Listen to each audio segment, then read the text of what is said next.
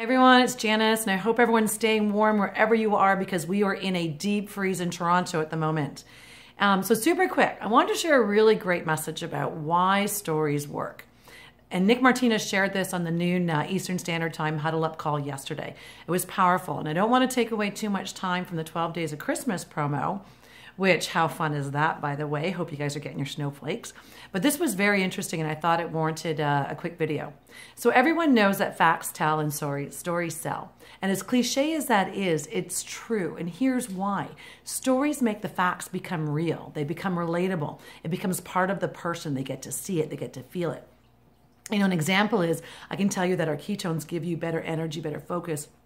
It put me in a better mood. But if I share a story that at 3 o'clock when my son comes home from school and that teenage whirlwind of energy comes in the door, if I'm tired and hangry, cranky, and he'll just go and play on his PS4, we'll go to our separate corners, we'll come up for air at dinner. But now when I drink my ketones, I have energy, focus, I'm happier. I become a super mom. You know, we have a good conversation. We share a laugh about how the day was. I get to build on my relationship and I feel like I'm becoming a better mom. So that's an example of the difference between the fact of what ketones do versus the story of how it's changing my life. So use your own story or use someone else's story that you think may be relatable to the person that you're talking with. And Nick shared, 5 simple tips about how we can keep our business moving forward by applying the power of stories. So the first one is know where you came from. What was like life before ketones? Before Prove It, I was blank. For me, before Prove It, I was getting chubby. I had no energy. I never felt like I was getting ahead or getting better at helping people or making a difference. And as I get better at telling my story, that gives me the confidence and the posture, and it's going to allow me to be able to use the power of other stories more effectively in all of my business. So the second tip was know where you're going. Own it, be confident, have some fun, be excited about it. The more you have a vision and certainty about the direction of your future, the better you're going to be about attracting people that want to go there with you, whether it's for product or for business. For me, to be able to help people achieve their goals, help people have energy to feel better, help people possibly retire or be at home with their kids more or be more present, that story of where I'm going filters into almost every conversation I have. And I can see people being curious and asking me about it. So be clear and be able to share your future direction in a fun and concise way. Because if all you're doing is posting flyers or discounts or whatever the thing of the day is, you may sell some product, but are you really inspiring people to take action and join you in your journey and in this community? Are they raising their hand and wanting to be a bigger part of what we're doing? They may or may not, but I think if you're sharing your vision, that increases the likelihood. So know where you came from, know where you're going, and the next thing is know how to get there.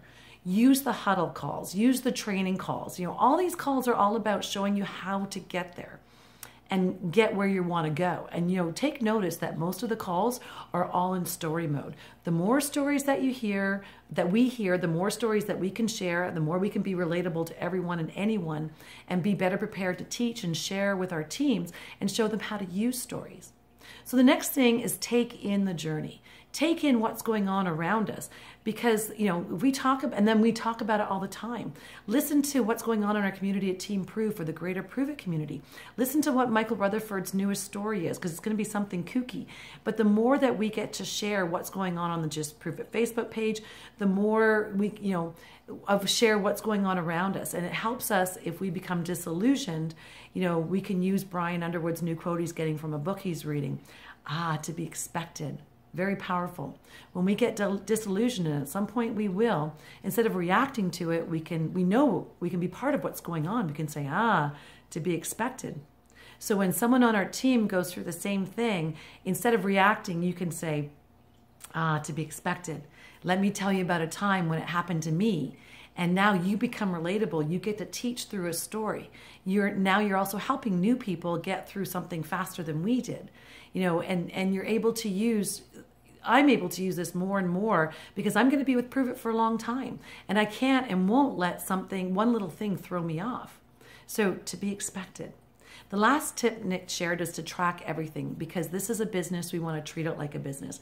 Sometimes we get lax because we paid $37 and maybe we don't take it seriously.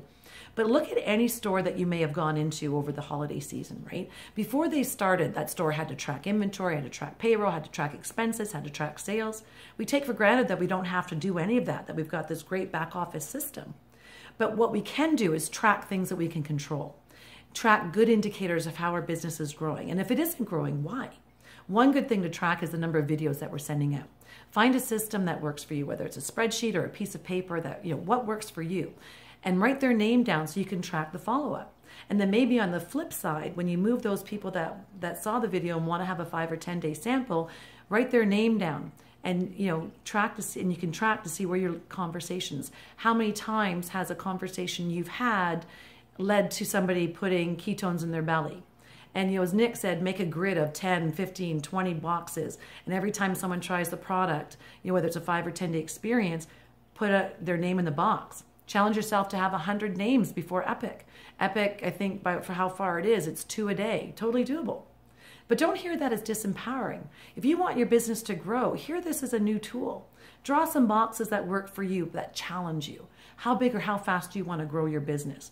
Start doing something similar that works for you today and finding things, I know that I'm doing it and I'm finding that have less things are falling through the cracks because I now have intention and I'm accountable to me. Am I doing the DMOs that are creating the business that I want? Right? So tracking allows you to see what's going on. How many names were written down? How many watched the campfire video? How many people got to drink our drink because of stuff that we did, our actions? So if that number last week was only 1 or 2, and you want to get to the next level, now I can look to see, what do I need to do to make that happen? If you don't know, get some coaching around that. But don't beat yourself up. Tracking allows you to see where you are and where you want to improve upon. So track, track, track. It's important to our business. If we aren't tracking our actions, then we don't have a point of reference. I can now look at this paper that I'm writing on and I can see my business. For example, if I had 50 people watch the video last week and only 2 got a 5 or 10 day experience, then I can look at myself and say, okay, where's the disconnect? Did I drop the ball on follow-up? If I was super diligent about follow-up, then maybe I need to tweak what I'm saying or what I'm saying in those follow-ups. Or if I enrolled 10 customers but no promoters, then maybe I need to look at what type of promoter language I'm using, if any at all. Am I just talking about the product? Do my customers even know that there is a business? Tracking what happens in my business allows me to identify the next steps. So I know I've been talking fast. Hopefully you got some value. And I just wanted to share some takeaways I got from that huddle up, because these stories aren't only good for customers, they're good for us as leaders, as promoters, as provers. I know I'm a different person because I'm more intentional and I'm using stories that I'm creating and repeating. So hopefully that was great. Have great 12